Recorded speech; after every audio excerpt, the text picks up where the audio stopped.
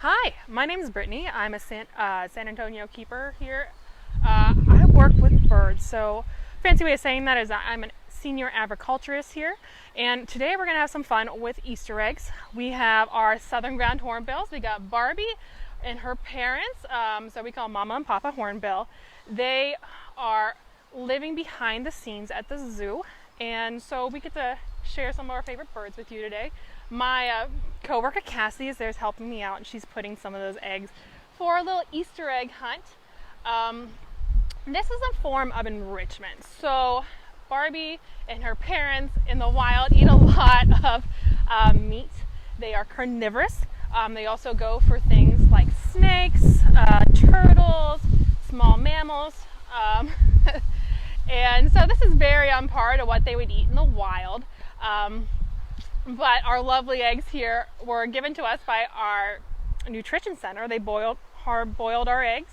And then some of our staff who are not here today made them all pretty. So a shout out to Serenity. I know she did most of these eggs because they're pink. And that's her favorite color. She did do a few green ones just for me. But just to give you some background on the hornbills. So these guys are native to Africa, and they spend most of their time on the ground, running around foraging for food in tall grasses. So when they're hunting for food, it's things like, again, small rodents, insects, snakes, things of that nature they'll go hunting for. And what we're doing with this enrichment is mimicking some natural behaviors. So the foraging behavior, or looking and finding food, is what these guys are doing right now. So these guys, I said, are native to Africa. They tend to be in South Africa up to Kenya, I believe. And they are found in grasslands and in some woodlands.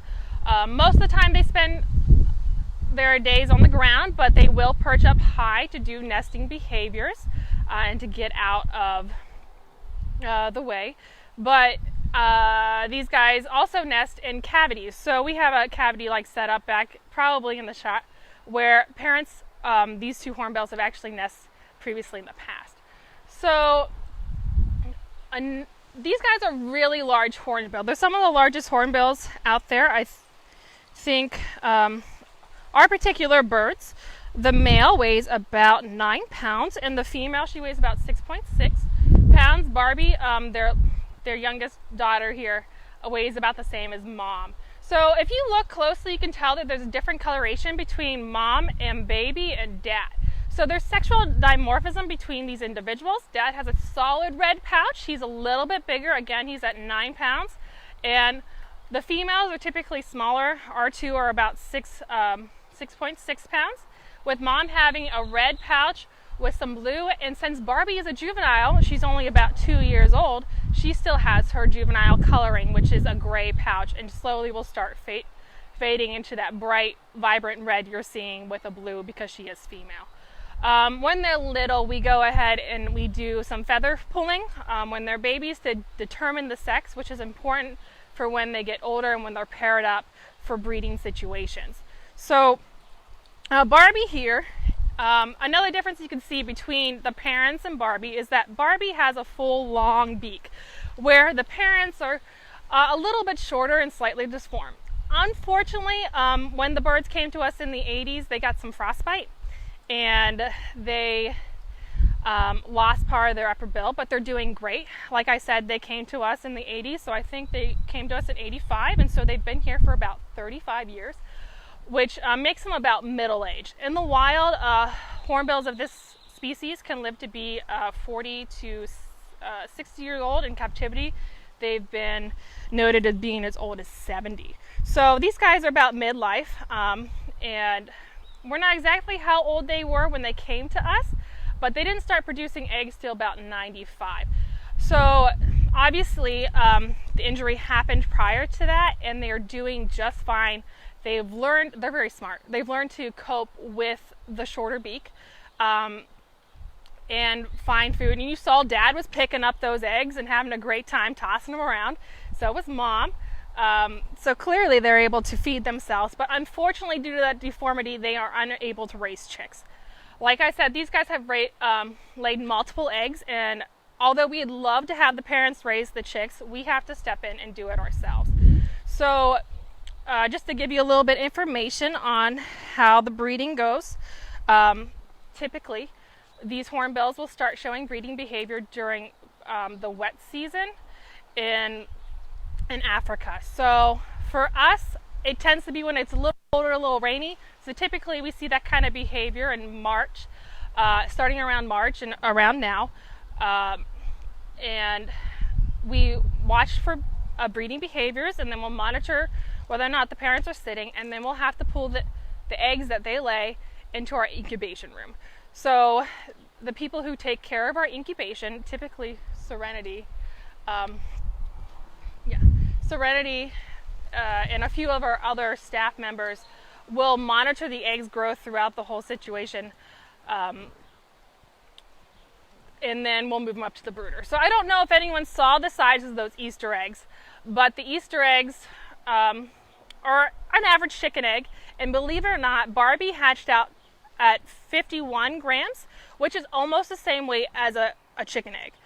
So the parents, even though they're a pretty big bird, they lay a pretty small egg, which means the chick has a lot to do in between the time of hatch and growing to be independent.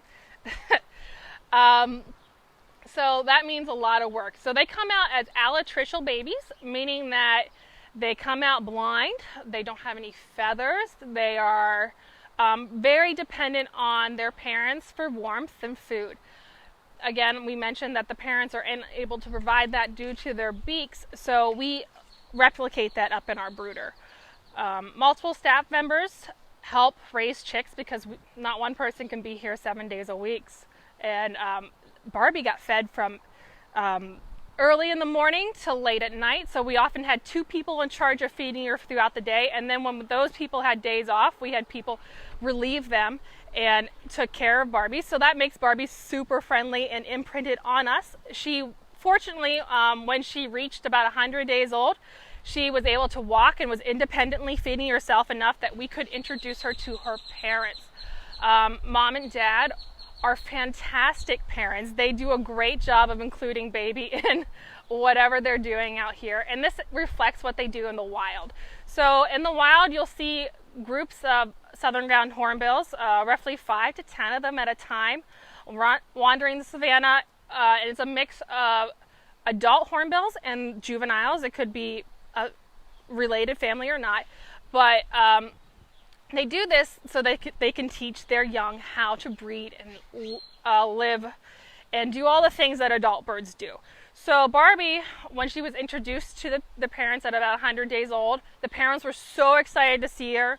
They're like a new baby to feed and take care of, and they taught her all about eating here in this habitat we have for her and doing the things that they would do.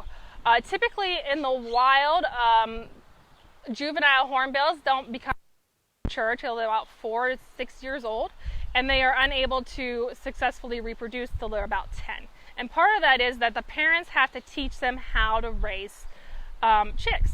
So it's a cooperative breeding situation where mom and dad teach the babies, and the babies are helpers to the next clutch of chicks. And this continues multiple times. It's a big team effort. You know, ever heard about it takes a village to raise a child? It takes a group of hornbills to raise a baby hornbill. So I think I mentioned that these guys are pretty large. I don't know if you got a good size reference, but the hornbills are somewhere around 3 feet tall in height. If you go from tip of tail to tip of beak, it's about 4 feet. So they're pretty large. Again, weighing somewhere between 6 and 10-ish pounds. These guys are really good flyers. They can fly up to 18 miles per hour. And another really interesting thing about these guys, I don't know if we can get a close-up on their eyes at all, but Barbie and her parents have amazing eyelashes. They're actually modified feathers, and these are useful in keeping things like sun and dust out of their eyes and makes them more adapted to living in harsher environments in Africa. I haven't heard any vocalizations from these guys, but typically the parents are pretty vocal. So I'm going to go ahead and try to mimic it. I often hear the sounds in the morning, and I use these sounds to help stimulate the baby to eat when we were hand rearing these chicks. It's something along the lines of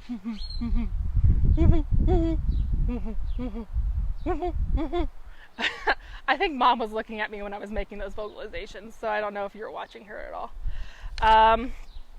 So these guys, I did mention that they are native to Africa, and they are considered to be vulnerable for extinction.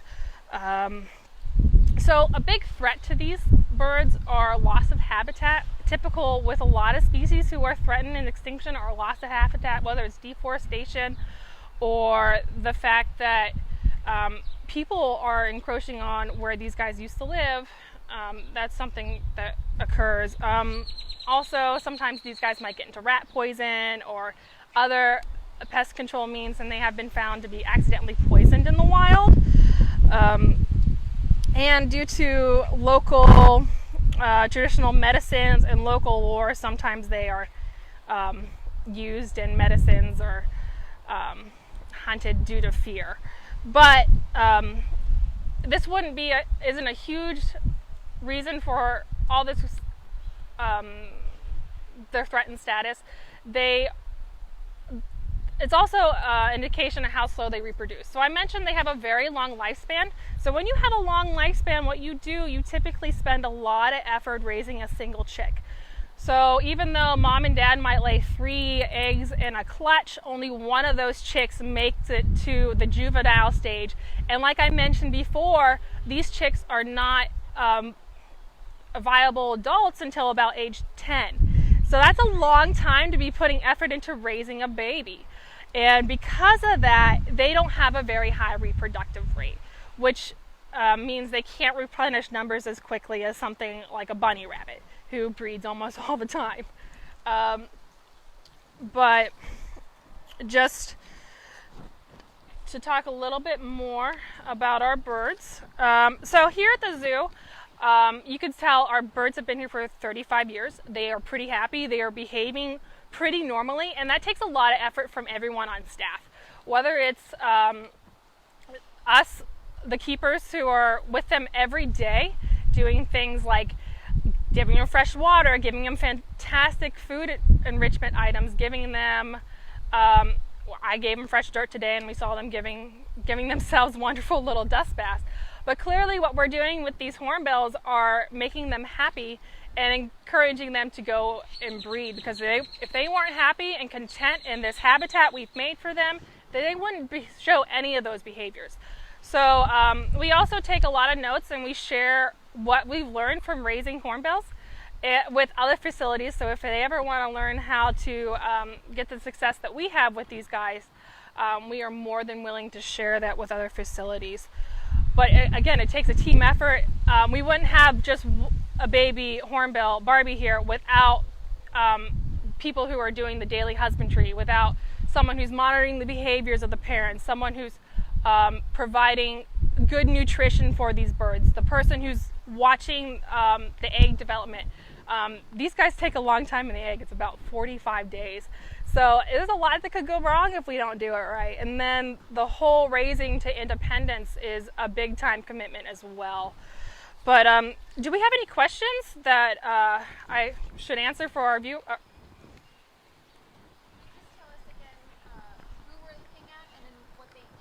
So these are southern ground hornbills. They're native to Africa. We have a mom, dad, and a baby. So the juvenile is about 2 years old. Her name's Barbie. And they are carnivorous. So they eat a lot of meat. We give them kind of like a hamburger meat every day, and then we give them mice as part of their daily diet. The only thing we feed live to them are bugs, just so that nothing runs off and causes a problem in our own facilities. But we gave them enrichment items today, being the Easter eggs, which they seem to have a lot of fun finding and enjoying. And that's a lot of rich protein and fat for these birds. Any other questions? So can you tell the male from the female? Okay, so if you look Barbie's our juvenile female. She weighs less than her father. Typically the females weigh less and are a bit smaller. The juveniles, between male and female juveniles, look a lot alike. They have that gray pouch where once they grow up they get more sexually dimorphic. So if you look at Dad next to her, he has a bright red pouch. He's larger. And Mom, who's all the way in the back there, she has a vibrant blue spot on her pouch. And again, she's smaller than Dad. Any other questions I can answer? Dusty would like to know if they are opportunistic when it comes to finding food and getting food. So we want to know whether or not they're opportunistic eaters. So opportunistic are like what they were to run across roadkill and eat roadkill, probably if it's fresh. They take advantage of what they're given. They're very clever and curious birds, so I wouldn't be surprised if they saw roadkill or maybe a kill, like a cheetah killed something, couldn't eat it all, and they went and they took up the scraps. I wouldn't be surprised by that. So they are very good hunters. There's a few wonderful videos out there on YouTube and other sources watching them go for wild game, whether it's turtles, snakes. I'm sure they go out for eggs in the wild too, insects. And so I would think they would go for whatever they want, but they are very intelligent and curious birds, so why not take a free dinner? At what age will juveniles start to turn red? So Barbie here, she's about 2. She is starting to get some coloring in her. You can kind of see by her eyes and by those wonderful eyelashes. Like I said earlier, their eyelashes are actually modified feathers, but she's starting to get a little red tint by her eyes. She won't show a full adult coloring till she's about 4 to 6 years old. So it'll take a little while for her to get there yet because she's still pretty young. She hatched out in May of 2018. So she still has a way to go. Barbie here, I mentioned, was raised by people. She is what we call imprinted, so she recognizes people as a source of good things. She knows we bring her food. We know she can interact positively with us. And even though she does get along with us pretty well, she is not a pet. She is a friend. So she is a wild animal, and we could tell she's going to play with someone's shoelaces because she's comfortable around us. She typically will, if I am sitting around, I wouldn't, changing the waters or doing some husbandry in here, like today I was raking. She decided it was fun to play with the rake because she knew I am a friend and I'm not going to do anything to hurt her. And she's, again, so curious and interested in everything that we're doing. You could tell she's really intelligent behind those eyes, which is part of why we also did this enrichment Easter egg thing. Again, it's to stimulate natural behavior and to give them something new. We often go and give them new perching. We gave them new dirt today, so a bunch of them were taking dirt baths. You can see Barbie's playing around with that Easter egg right now, having a good time carrying around. It's not uncommon to walk by and see Barbie with a stick, just running even through hitting things with a stick, just making noise, having a great time. But she finds a way to entertain herself, and we just help her along by giving her enrichments to help stimulate natural behaviors. Do we have any other questions? So is this an exhibit that when the zoo is open can be viewed by the public? Unfortunately, this habitat is off exhibit. It's in a keeper area only, so it's not open to the public. But if you do a brooder tour or sign up to come behind the scenes with the Bird One department, we will gladly introduce you to these birds. So, anything else I can answer? Do you know how fast they can fly? These guys fly about 18 miles per hour. I'm not sure how fast they run, but they do have have decently long legs, and they spend most of their time on the ground. You could tell that was mostly just their legs pushing Mom up on top of the box. That's where they spend, inside that box is where they have their nest that they'll nest in. That's also a way for them to get some shelter and get out of the weather if they need to. We have a heat lamp set up for colder nights. But I don't know how fast they run, but they probably have a good running speed in addition to a high flying speed. How long will the adult's bill get? How long would the bills get? So I don't have an exact measurement. Barbie's pretty close to full grown. Like I said, she weighs almost as much as Mom does. Well, actually she does. She weighs exactly as much as Mom does, which is 6.6 pounds. And if you get a good view there, that's probably close to a foot, give or take a few inches. But their beaks are very important for these species. Yes, Mom and Dad have unfortunately lost part of their beak due to frostbite, and they have the intelligence to work around it. But if you saw Barbie's bill, she has a very fine tip. And they use that like tweezers to pick up various things off the ground.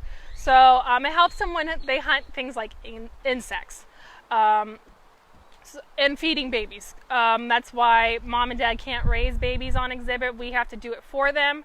We, as a staff, take care of raising the hornbill babies because it is a delicate work. Like I said, Barbie came out, she weighed about 51 grams, which is close to the weight of an Easter egg.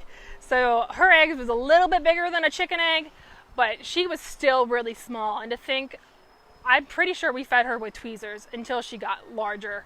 And again, the whole raising period from her when she hatched out to the time that she was independent was about 100 days.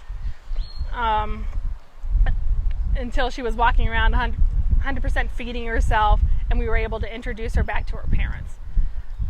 Anything else I can answer? How much do they weigh? So Dad weighs about 9 pounds. Mom weighs about 6.6. Barbie weighs the same as Mom. They can get up to maybe 13 pounds. It just really depends on their general size. Like I mentioned earlier, females are typically smaller and weigh less than the males.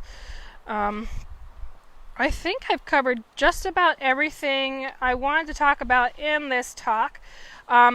I do want to mention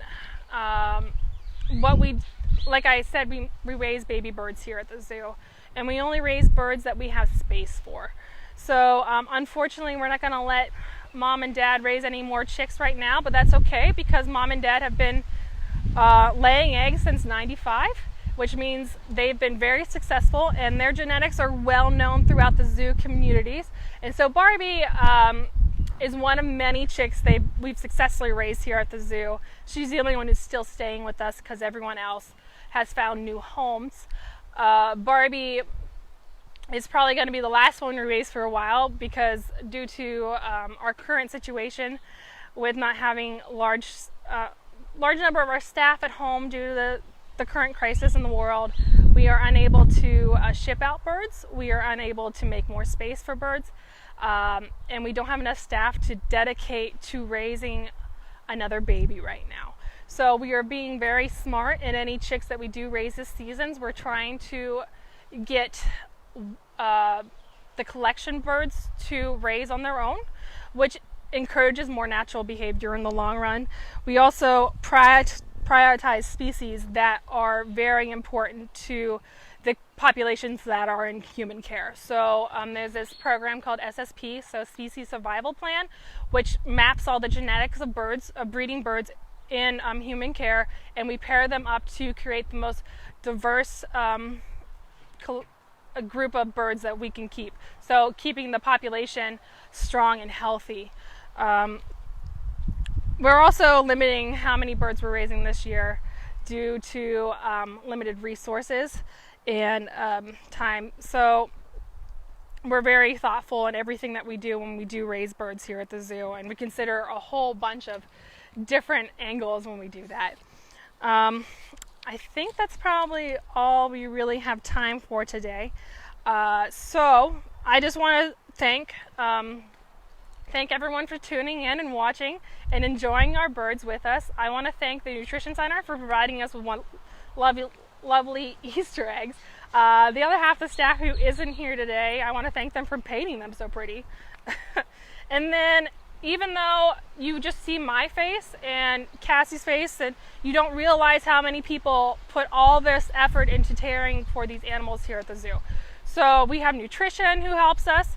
We have the maintenance staff who, whenever we have issues with electricity or maybe we need to fix some plumbing, they're important in maintaining our facilities. We have people in education, our public relations, everyone who is part of the zoo team really contributes to raising these animals, whether or not they're directly working with these animals or working in a way behind the scenes, raising funds to keep us going. So, like I mentioned before, we are short-staffed and we're doing the best we can, but we currently are not open to the public, so we do not have funds coming into the zoo because we are a nonprofit, meaning that anything that we make through selling hot dogs or merchandise goes directly to maintaining our exhibits and keeping our animals healthy and safe. And we miss everyone who's not here, so I know everyone's going through hard times right now, but if you have the ability to support us, we do have an emergency fund on sazoo.org. You can donate to our facilities to help keep us running and going. But if not, if you could just share the joy of this video and spread some Easter cheer with our Easter eggs, that'd be great too. The more people who get a smile from our hornbills and get to see these amazing birds, the happier we'll be. But thanks again, everyone who tuned in. I hope you all enjoy a wonderful Easter Sunday.